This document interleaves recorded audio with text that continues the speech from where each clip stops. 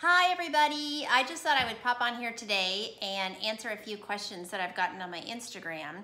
And what I want to cover today are different types of cap constructions. I know that when you're new to wigs and you're reading these wig sites and you're reading wig descriptions, it's extremely confusing. And I was there too. I didn't know what I was reading. I didn't know what they were talking about. Monofilament, hand-tied, basic cap, capless. I didn't know what they were talking about. I didn't know what was better, what was worse. I didn't know what would work for me, of course. So I want to go over just with the wigs, a few wigs that I have. I have a pile of wigs here, and I'm just going to kind of gradually show you the differences in these different wigs. So let's jump right in and get started. So the first one is what you would call a basic cap wig. So this is my angled cut by hairdo. I just posted a review on this a week or so ago. And it's a little pixie cut, and you can watch that review below if you'd like to see it. And I talked about the cap, but I didn't take it off my head and show it to you, so I'll show it to you now, and I'll explain what a basic cap wig is. So, basic cap has no monofilament at all. Monofilament is when they, I'll show that to you in a minute, but it gives a little more realistic appearance to the part and the lace front, but it's not always needed in every single wig. A lot of these pixie wigs you will see are just what you call a basic cap or an open cap, or sometimes they describe this as capless. And so I'll explain what they're talking about. So these basic caps usually have a soft place here that's gonna rest up against your forehead here and really comfortable. And you'll notice when they're flipped inside out, there's usually hair sticking out because they have bangs or they have a long front piece that's gonna hang down there, and it's gonna hide the fact that there's no lace front that gives that appearance of the wig, the hair growing right out of your head. So it's got open wefting in it, which is these, as you can see, those little lines on the wigs there. Those are called wefts. Each little line is a weft, and it's open so that it can allow some air to move through the cap. And it has some stretchiness to it, so it'll stretch to fit different head sizes. It's got some adjusters down here that I always talk about, you know, usually in my reviews too, where you can make it bigger or smaller for around here. And then it has some stretch for, you know, this back part of your head if it's a little larger back there or whatever. But very comfortable cap. A lot of times the pixie wigs are made like this. These are usually made on a machine. And this is a little area of what they call closed cap here. So on the other side of that, there would be some permatease, you know, on the hair that would show through. And then the rest of it is just wefted. And like I said, it's got this soft area that's against your head. And a lace front usually isn't needed on these. So lots of pixies have this type of a cap, and it's a great cap.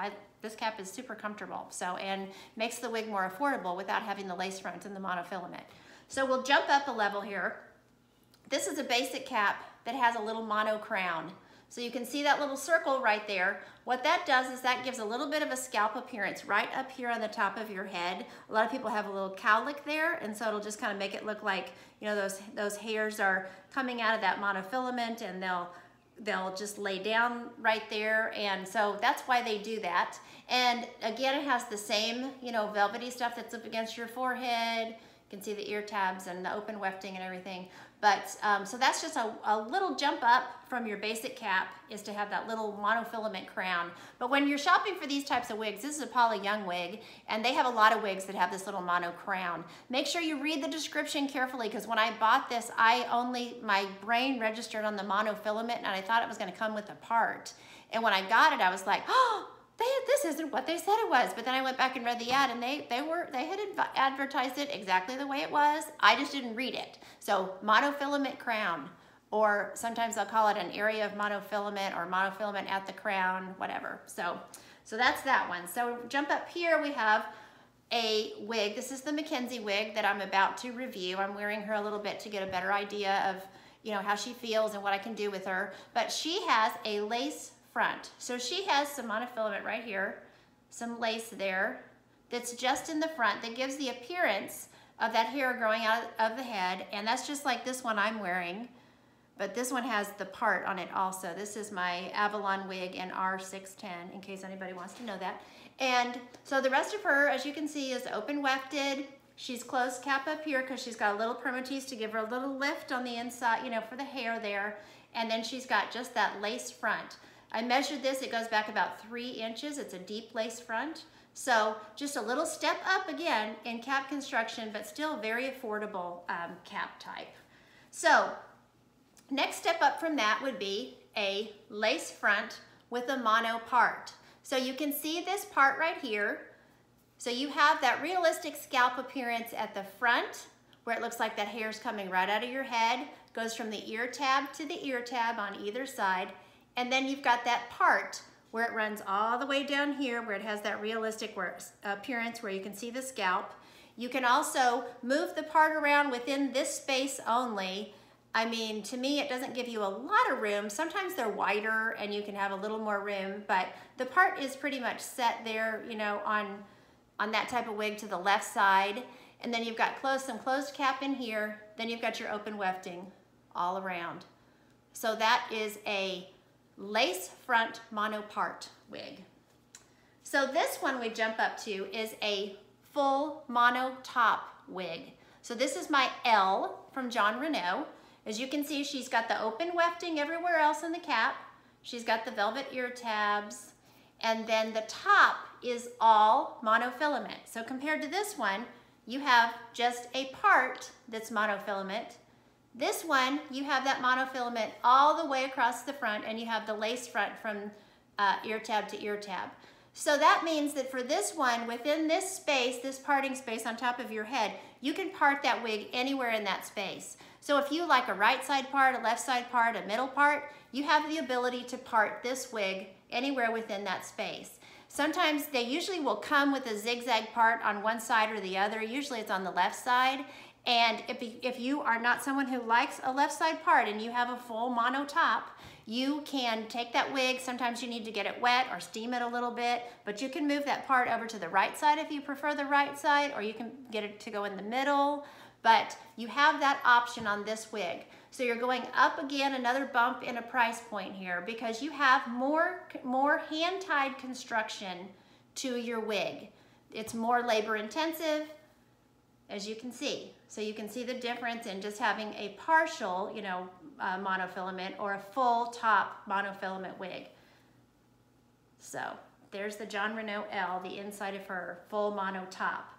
So from there we go to a full mono top, fully hand-tied cap wig. So you can see the difference in these caps. They have the same top, but you can see the cap is very different. So the hairs in this cap are all sewn in by hand. It is fully hand tied. It is much more labor intensive to make this type of a wig. The materials that go into it are more expensive. Everything about this one, it's more labor intensive, it's more expensive to make, so price point is gonna go up on this one. That's why they're priced the way that they are. The great thing about these hand-tied caps is they're comfortable, they're soft against your head. I mean, I have a bald head, so these hand-tied caps are great. One negative thing about some of the hand-tied caps on me is they're too big for me. So you might notice this one had to be adjusted by a wig shop. They had to actually cut it and make it a little bit smaller for me, because when I would put the cap on my head, the cap would go down over my ears. And this was the very first wig I bought. I didn't know what to look for, didn't know what I was doing. But I did pick out, I picked it out because it reminded me of the hair that I had had before, and that was the easiest jump into wigs for me, was to get something that was close to what I was used to already with having my hair. So there it is, a fully hand-tied monofilament top wig, lace front again. There's your velvet ear tabs, very comfortable cap. But when you see these on the website, you're gonna see these price differences. And what I wanted to do is show you the different caps and hope that that clears up some of those questions about what do all these things mean. If you want to follow me on Instagram, you're welcome to do so. It's Never a Bad Hair Day 17. And I'll link it down below this video. And join me on there and send me a DM if you have questions. I seriously love to answer your questions. When I was a wig newbie, I had no idea what I was doing. And I honestly wish that before I ever went into wigs, I wish I'd known about toppers, because I had all these alopecia spots under here and it was starting to work its way to the front. And It would have been great to have some extra hair, and of course I didn't have a whole lot on the top because I had baby fine thin hair. So it would have been great to have some extra hair on the top. So, you know, if you're starting to explore because you're noticing thinning all over or whatever, you know, a topper might be the way to start, and then you go into a wig. It just depends on what your personal preferences are. So I hope this was helpful. And if you like my videos, please like and subscribe below. It really helps me let me know that I should keep on doing this and keep on bringing more content to my YouTube channel. So thanks for watching and have a great day. And don't forget that you're beautiful. Bye.